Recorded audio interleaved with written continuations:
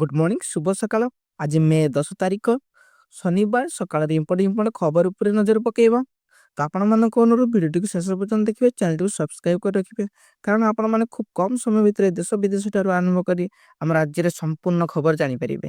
ତ ଆଜିର ପ୍ରଥମ ଖବର, ଆହୁରି 6 ଦିନ ତାତି, 16ରେ ଲଘୁଚାପ ନେଇପାରେ ବାତ୍ୟାର ରୂପ। ରାଜ୍ୟରେ ଆରମ୍ଭ ହେଉଛି ଅସହ୍ୟ ଗୁଳୁଗୁଳି। ଉପକୂଳ ଓଡ଼ିଶାର ବାୟୁମଣ୍ଡଳରେ ଆର୍ଦ୍ରତା ଗୁଳୁଗୁଳିକୁ ବୃଦ୍ଧି କରିଛି।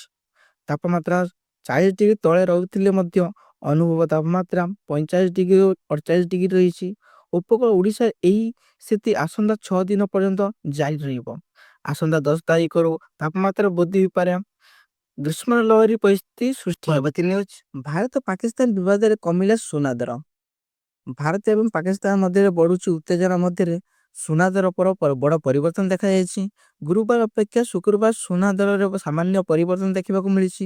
ଆଜି ରାଜଧାନୀ ଭୁବନେଶ୍ୱରରେ 24 କ୍ୟାରେଟ୍ ସୁନାର ମୂଲ୍ୟ 10 ଗ୍ରାମ ପ୍ରତି 98,350 ଟଙ୍କା ରହିଥିବା ବେଳେ 22 କ୍ୟାରେଟ୍ ସୁନାର ମୂଲ୍ୟ 90,150 ଟଙ୍କାରେ ପହଞ୍ଚିଛି। ପରବର୍ତ୍ତୀ ନ୍ୟୁଜ୍, ସବୁ ରାଜ୍ୟକୁ ଚିଠି। ସବୁ ରାଜ୍ୟକୁ ଗୃହ ମନ୍ତ୍ରାଳୟର ଚିଠି, ଆଶ୍ରୟସ୍ଥଳୀ ପ୍ରସ୍ତୁତ ରଖିବାକୁ ନିର୍ଦ୍ଦେଶ। ପ୍ରତ୍ୟେକ ରାଜ୍ୟର ମୁଖ୍ୟମନ୍ତ୍ରୀ ଶାସନ ସଚିବକୁ କେନ୍ଦ୍ରମନ୍ତ୍ରୀଙ୍କ ଚିଠି ଲେଖିଛନ୍ତି। ଆଶ୍ରୟସ୍ଥଳୀ ପ୍ରସ୍ତୁତ ରଖିବାକୁ ନିର୍ଦ୍ଦେଶ। ଆବଶ୍ୟକ ସ୍ଥଳେ ତୁରନ୍ତ ଲୋକମାନଙ୍କୁ ସ୍ଥାନାନ୍ତରିତ କରିବା ପାଇଁ ପ୍ରସ୍ତୁତ ରୁହ। ଯୁଦ୍ଧ ସ୍ଥିତିକୁ ନଜରରେ ରଖି ସମ୍ପୂର୍ଣ୍ଣ ପ୍ରସ୍ତୁତ ରହିବାକୁ ନିର୍ଦ୍ଦେଶ ଦେଇଛନ୍ତି। ସିଭିଲ୍ ଓ ଡିଫେନ୍ସ ଅନୁସାରେ ଜରୁରୀ କ୍ଷମତା ପ୍ରୟୋଗ ପାଇଁ ନିର୍ଦ୍ଦେଶ। ବଡ଼ ନିଷ୍ପତ୍ତି ନେଲେ ସରକାର। ମେ 15-29 ଏୟାରପୋର୍ଟ ବନ୍ଦ। ମେ 15 ତାରିଖ ସକାଳ 5ଟା ଯାଏ ଦେଶରେ 24ଟି ବିମାନ ବନ୍ଦର ବନ୍ଦ ରହିବ। ଭାରତ ପାକିସ୍ତାନ ଉତ୍ତେଜନା ଫଳରେ ନିଷ୍ପତ୍ତି ନେଇଛନ୍ତି ବେସାମରିକ ବିମାନ ଚଳାଚଳ ମନ୍ତ୍ରାଳୟ। ଏନେଇ ଏୟାର ଇଣ୍ଡିଆ ମଧ୍ୟ ଏକ୍ସରେ ପୋଷ୍ଟ କରିଛି। ଜାମ୍ମୁ କାଶ୍ମୀର, ଶ୍ରୀନଗର, ଲାହୋର, ଯୋଧପୁର, ଅମୃତସର, ଭୁଜ ଇତ୍ୟାଦି ଏୟାର ଇଣ୍ଡିଆ ମଧ୍ୟ ନିଜର ସବୁ ବିମାନ ଚଳାଚଳକୁ ବନ୍ଦ ରଖିଛି। ପରବର୍ତ୍ତୀ ନ୍ୟୁଜ୍, ଭାରତ ପାକିସ୍ତାନ ଟେନସନ ଭିତରେ ରେଳବାଇର ବଡ଼ ଘୋଷଣା। ଏହି ରୁଟ୍ରେ ଚାଲିବ 3ଟି special train. Bharat Pakistan tension ମଧ୍ୟରେ ଭାରତୀୟ ରେଳବାଇ ପକ୍ଷରୁ ବଡ଼ ଘୋଷଣା କରାଯାଇଛି।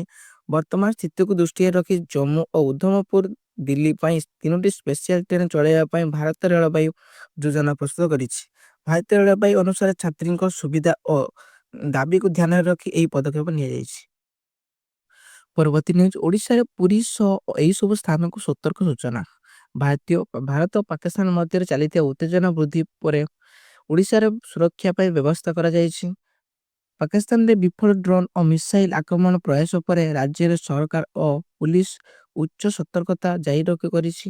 ଏହି ପରିପ୍ରେକ୍ଷୀରେ ଓଡ଼ିଶାର ଗୁରୁତ୍ୱପୂର୍ଣ୍ଣ ସ୍ଥାନଗୁଡ଼ିକ ସୁରକ୍ଷା ବ୍ୟବସ୍ଥା ଜୋରଦାର କରାଯାଇଛି। ପୁରୀରେ ଜଗନ୍ନାଥ ମନ୍ଦିର ଓ ବଙ୍ଗୋପସାଗର, ଭୁବନେଶ୍ୱର ବିମାନ ବନ୍ଦର, ବାଲେଶ୍ୱରରେ ଚାନ୍ଦିପୁର ମିସାଇଲ ପରୀକ୍ଷଣ କେନ୍ଦ୍ର ଅନ୍ୟାନ୍ୟ ଗୁରୁତ୍ୱପୂର୍ଣ୍ଣ ସ୍ଥାନଗୁଡ଼ିକୁ ସୁରକ୍ଷା ପାଇଁ କଡ଼ାକଡ଼ି କରାଯାଇଛି। ପରବର୍ତ୍ତୀ ନ୍ୟୁଜ୍, ଭାରତ ପାକିସ୍ତାନ ମଧ୍ୟରେ ଯୁଦ୍ଧ ପରିସ୍ଥିତି, 5ଟି ଜିଲ୍ଲାକୁ ହାଇ ଆଲର୍ଟ ଜାରି। ପାକିସ୍ତାନ ଆକ୍ରମଣ ଭିତରେ ସୁରକ୍ଷା ଦୃଷ୍ଟିରୁ 5ଟି ରାଜ୍ୟକୁ ହାଇ ଆଲର୍ଟ। ଉତ୍ତର ଭାରତ 5ଟି ଜିଲ୍ଲାକୁ ହାଇ ଆଲର୍ଟ। ଜାମ୍ମୁ କାଶ୍ମୀର, ପଞ୍ଜାବ, ରାଜସ୍ଥାନ, ଗୁଜୁରାଟ, ୟୁପିକୁ ହାଇ ଆଲର୍ଟ। ଆରବ ସାଗରରେ ନୌସେନାର ଯୁଦ୍ଧାଭ୍ୟାସ। ବିଭିନ୍ନ ସ୍ଥାନରେ ସେନାରେ ଚାଲିଛି ଜୋରଦାର ଅପରେସନ। ଏକା ସାଙ୍ଗରେ ଜଳ, ସ୍ଥଳ ଓ ଆକାଶରେ ଶତ୍ରୁ ରାଷ୍ଟ୍ର ପାକିସ୍ତାନ ଉପରେ ଆକ୍ରମଣ କରିଛନ୍ତି ଭାରତୀୟ ସେନା। ପରବର୍ତ୍ତୀ ନ୍ୟୁଜ୍, ଏଣିକି LIC ଏଜେଣ୍ଟ ପାଖକୁ ଯିବାକୁ ପଡ଼ିବ ନାହିଁ। ଏମିତି ହ୍ୱାଟ୍ସଆପ୍ ଜରିଆରେ ଦେଖାଇବେ ପ୍ରିମିୟମ। ଭାରତୀୟ ଜୀବନ ବୀମା ଏହାର ପଲିସି ଜନସାଧାରଣଙ୍କ ପାଇଁ ଏକ ବଡ଼ ଘୋଷଣା କରିଛି। LIC ପ୍ରିମିୟମ ଦେବା ପାଇଁ ଆପଣଙ୍କୁ ଆଉ ଏଜେଣ୍ଟ ପାଖକୁ ଯିବାକୁ ପଡ଼ିବ ନାହିଁ। ଆପଣ ଘରୁ ହ୍ୱାଟ୍ସଆପ୍ ମାଧ୍ୟମରେ ପ୍ରିମିୟମ ପୈଠ କରିପାରିବେ। ଏଥିପାଇଁ LIC ହ୍ୱାଟ୍ସଆପ୍ ବୋର୍ଡ ଜାରି କରିଛି। ଘରେ ବସି ଆପଣମାନେ ଏହି LIC ପ୍ରିମିୟମ ପୈଠ କରିପାରିବେ। ପରବର୍ତ୍ତୀ ନ୍ୟୁଜ୍, ବାଣ ଫୁଟାଇବା ଓ ଡ୍ରୋନ୍ ବ୍ୟବହାର ଉପରେ କଟକଣା ଲଗାଏ ରାଜ୍ୟ ସରକାର। ଦେଶରେ ସାମ୍ପ୍ରତିକ ସ୍ଥିତିକୁ ଦୃଷ୍ଟିରେ ରଖି ଗୁଜରାଟ ସରକାର ବଡ଼ ନିଷ୍ପତ୍ତି ନେଇଛନ୍ତି। ଗୁଜରାଟରେ ବାଣ ଫୁଟାଇବା ଓ ଡ୍ରୋନ୍ ବ୍ୟବହାର ଉପରେ କଟକଣା ଲଗାଯାଇଛି। ଏହି କଟକଣା ଆସନ୍ତା 15 ତାରିଖ ଯାଏ ଘୋଷଣା ହୋଇଛି। କୌଣସି ଉତ୍ସବରେ ବାଣ ଫୁଟାଇବା ଓ ଡ୍ରୋନ୍ ବ୍ୟବହାର ସମ୍ପୂର୍ଣ୍ଣ ବ୍ୟାନ୍ କରାଯାଇଛି। ସାମ୍ପ୍ରତିକ ସ୍ଥିତି ରଖି ଏହି ନିଷ୍ପତ୍ତି ନେଇଛନ୍ତି ଗୁଜରାଟର ମୁଖ୍ୟମନ୍ତ୍ରୀ।